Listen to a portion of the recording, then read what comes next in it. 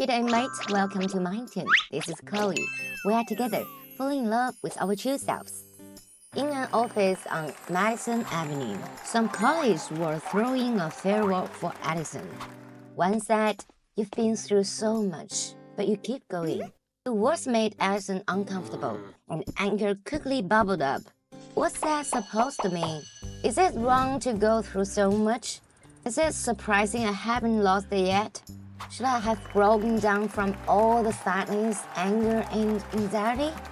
Addison knew the college was complimenting her, but the words still hurt.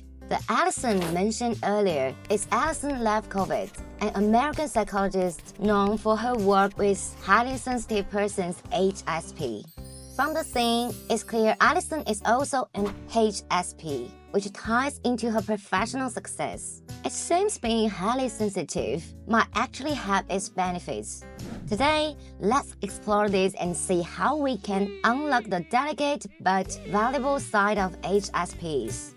High sensitivity is often seen as a personality trait that amplifies reactions. People with this trait react strongly and deeply to things around them, including others' behaviors, attitudes, and emotions. They seem to have high sensitivity, high-powered decoding system for both nature and social situations.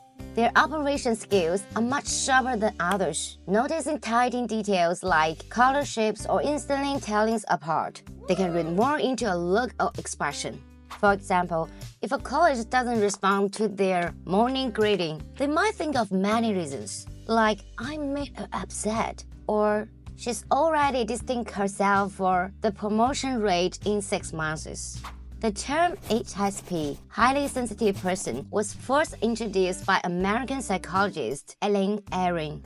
She believes HSPs are born with a special nervous systems that let them deeply process emotions and sensory input. Using fMRI, she found that when HSPs look at emotional faces, the brain areas linked to empathy light up. This is especially true when they see their loved ones' smiling faces. Besides their innate nervous system, early childhood experiences play a big role.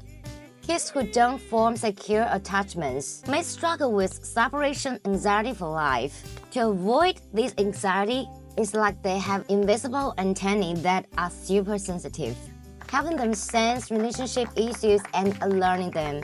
The excessive processing and sensitive of HSPs to external information can be interpreted from two aspects.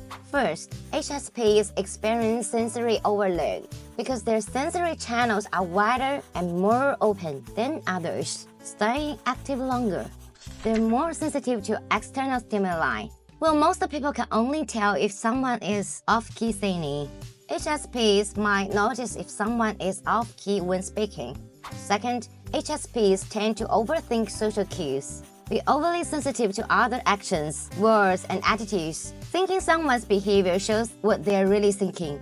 For example, if you call and I don't answer, you might wonder if I didn't hear it or was busy. But an HSP might think, "I just didn't want to answer," and then analyze why. But because of this, HSPs often show strong empathy and a sense of personality in social situations. They're like emotional sponges, always listening, watching, and ready to pick up on signals from others. They tend to take on responsibility that aren't theirs and can't get put into other people's lives. Having this personality trait means life is often harder, but also richer, because they experience the world more deeply and subtly.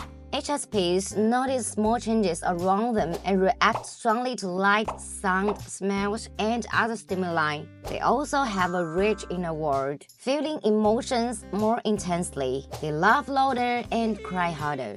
HSPs' high sensitivity also shows in their imagination.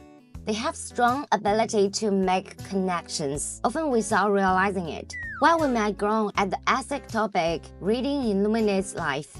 And HSP is already imagining sitting on a park bench, feeling the sun, turning the pages of the book. They can almost feel the pages, smell the grass, hear kids laughing as they chase a dog. Then, they notice colorful bubbles floating from the book, each one showing a version of themselves from a parallel universe. In other words, HSP's minds wander in creative, bizarre, and random directions. Their imagination is far richer than most. HSPs usually have great memories because they notice details others miss. With their sharp senses and strong ability to make connections, their memory is even better. But remembering so much details isn't always a good thing. It can make their already overlooked minds feel even more drained. By now, you might say how much I admire the natural talents of HSPs. They're born thinkers and could become great spiritual or moral leaders thanks to their amazing insight, empathy, and creativity. But as the saying goes, every coin has two sides. HSPs need to balance life's stimuli and care for their sensitive side, so they can turn it into the world more clearly and create a richer life. Subscribe to the channel and click the bell for updates on latest content and psychology insights. Thanks for watching and stay tuned. See ya!